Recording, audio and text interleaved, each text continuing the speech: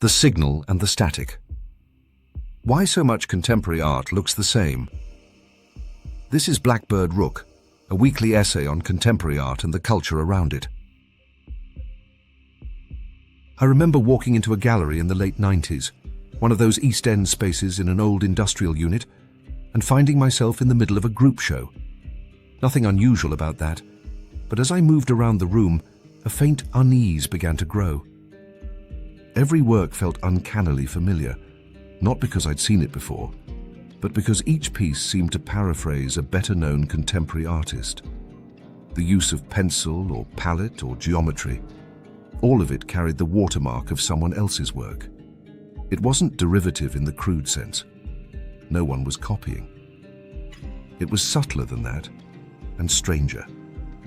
A room full of artists making slightly paler versions of ideas that had already found currency. Echoes rather than voices. I didn't read it as cynicism, even though that particular gallerist later revealed himself to be a serial bad actor. It felt more like a survival strategy. The gallery was trying to speak on a wavelength the art world had already decided it could hear. I've seen this pattern repeat itself again and again. A particular kind of work catches the cultural weather. A handful of artists become the signal, and before long the ecosystem is busy generating variations. Some are good. Some thoughtful enough. Some exist largely because a gallery is looking for its version of the thing that has already sold across the street. Every generation has its iteration.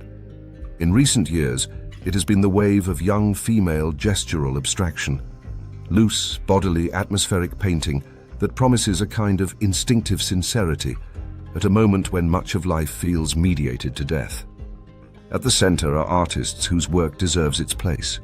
Confident, imaginative painters who have found a language equal to their experience. But every wave has a long tail, and the tail is rarely as strong as the crest. Alongside genuinely credible work sits painting that feels more like static, the visual noise that follows any clear signal. The question isn't who deserves to be in the conversation. That feels unfair. What interests me is why this keeps happening, why certain styles or subject positions suddenly appear everywhere, as if the art world were being quietly choreographed by a single unconscious impulse. Part of the answer is obvious. Legibility matters. Work that reads quickly travels well, in fair booths, PDFs and Instagram feeds, and artists, especially younger ones, are understandably drawn toward languages that feel warm and already attuned to the moment. Few people want to speak in a dialect no one else seems to understand. But repetition in the art world has a sharper edge than it does elsewhere. In mainstream culture, imitation tends to follow attention. In art, it follows precarity, because galleries operate on very thin margins. With rising rents and uneven sales, the market punishes risk, even as it romanticizes it. When one artist suddenly becomes collectible, when museums ask for loans and the phone starts ringing, it creates pressure.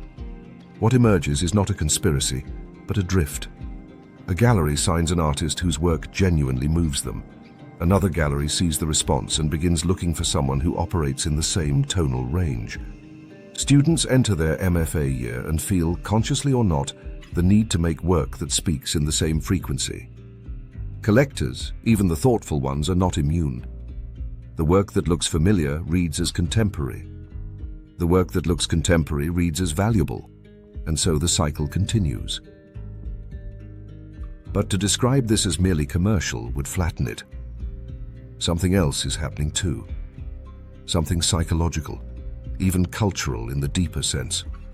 Whenever I think about why certain artists proliferate at once, I return to something Jasper Johns once said, which I've paraphrased over the years, that a good artwork is what happens when two flinty ideas are struck against each other and cause a spark. Seeing becomes thinking. The work holds contradiction in tension long enough for something to ignite. When an artist does this convincingly, the effect is immediate. The culture recognizes a spark it didn't know it was missing. Others gather around it. Students try to reverse engineer its conditions. Galleries look for artists capable of producing sparks of their own. But sparks don't travel. What travels instead are the surface decisions, the gestures, the the atmospheres, the visual tells that seem to accompany the ignition, which is why so much imitative work feels like a kind of fatigued brightness, the afterglow without the strike.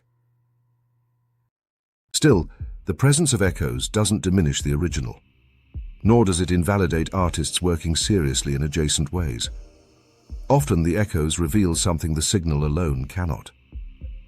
They show where the cultural pressure is, which questions feel newly urgent, which stories are struggling to find form. Look closely at any wave, and you'll find three strata. At the top, the genuinely original work, the piece that cracked the moment open.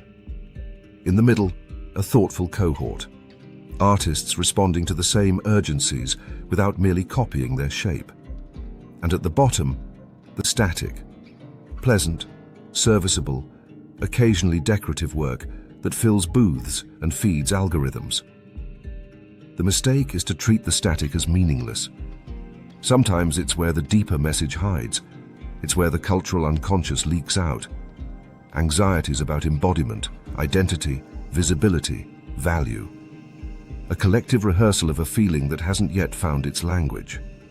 If you want to understand where culture is drifting, don't only study the signal.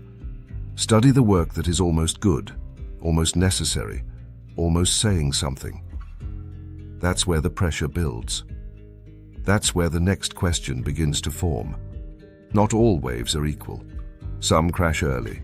Some broaden into something durable. Some retreat quietly, leaving only a residue of gestures behind. But the surge, the echo, the long tail, this is how contemporary art metabolizes the world. Which brings me back to that gallery in the 90s. I was witnessing a perfectly ordinary moment in the cultural weather. A room full of artists trying to find footholds in a landscape that kept rearranging itself. Some went on to develop voices entirely their own, and some didn't, but all were responding to the same atmospheric shift. We tend to scold the herd for its conformity, but the herd is often just the visible surface of something deeper, a tug in the culture, a pressure front, a collective attempt to articulate what only a few can say with clarity. The rest follow not out of obedience, but recognition. Something is happening here. Something needs saying.